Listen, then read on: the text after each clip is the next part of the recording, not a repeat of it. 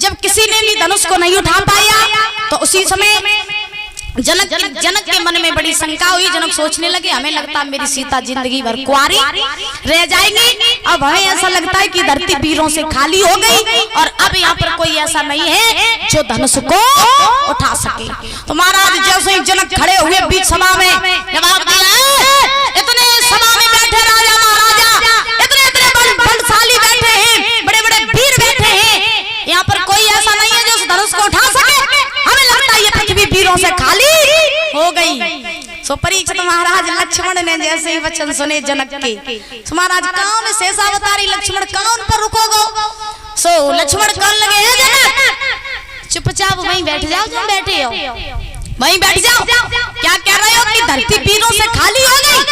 अरे तुम्हें नहीं पता है जिस सभा में मेरे राम जैसे बड़े बड़े योद्धा बैठे हो, मेरे बड़े भाई राम जैसे रघुवंशी क्षत्रिय बैठे हो, और तुम क्या कह रहे हो कि धरती वीरों से खाली हो गई? अरे अगर मेरे भैया राम हमसे कहते तो जब पूरे ब्रह्मांड को कच्चे घड़ा के समान उठाए कि जमीन पे पटक दे, तुम कहा धरती वीरों से खाली हो गई। तो विश्वामित्र ने राम से कहीं रोक ले नहीं, इनको पारा ज्यादा चढ़ो जाए रो, और जे ज्यादा अगर लक्ष्मण बोलिए तो बात गड़बड़ हो जाए, इन्हें रोक ले। सो राम चले, राम बोले भैया लक्ष्मण तुम ब्रह्मांड को न फोड़ो, जब ब्रह्मांड ही तुम फोड़ दियो तो हम सब कहाँ जाएंगे, तुम बैठ जाओ चुपचाप। सो परिजन वाला लक्ष्मण बोले अरे भैया कैसे बैठ जाए, जनक कितनी हिम्मत कैसे हो गई जो ये कह दिया जिसमें तुम्हारे ऐसे सभा में वीर बलधारी बैठे हो, ऐसी सभा में उनकी बोलने की हिम्मत कैसे हो गई। राम बोले लक्ष्मण तुम बैठ जाओ चुपचाप, जो है सो हम देख लेंगे। अरे अभी तो हमारे गुरुजी बैठे हैं तो बोलने का हक उनका है, तुम्हारा नहीं है, तुम बैठ जाओ।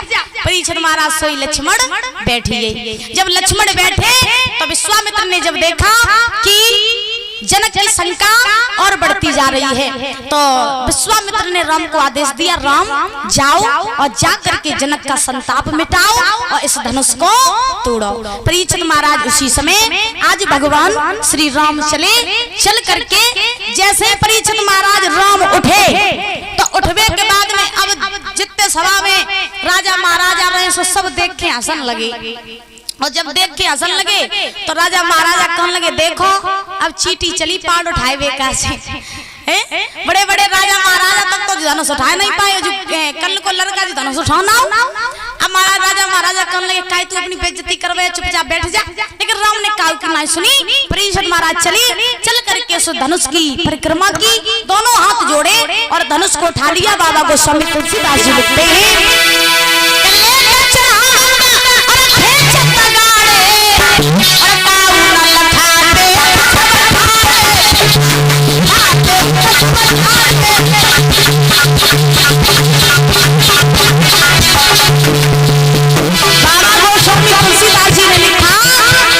जैसे ही राम ने धनुष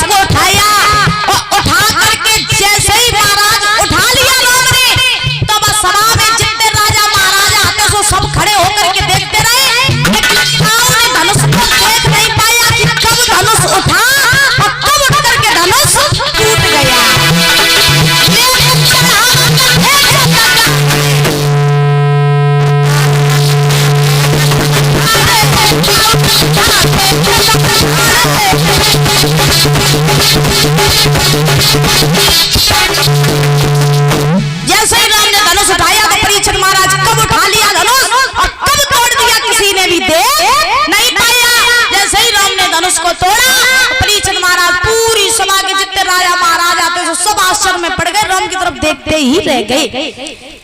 इधर जब सीता ने देखा कि राम ने धनुष तोड़ दिया तो सीता तो पहले ही चाहती थी कि हमारे संग मेरो ब्याह इन्हीं के संगे हो गए।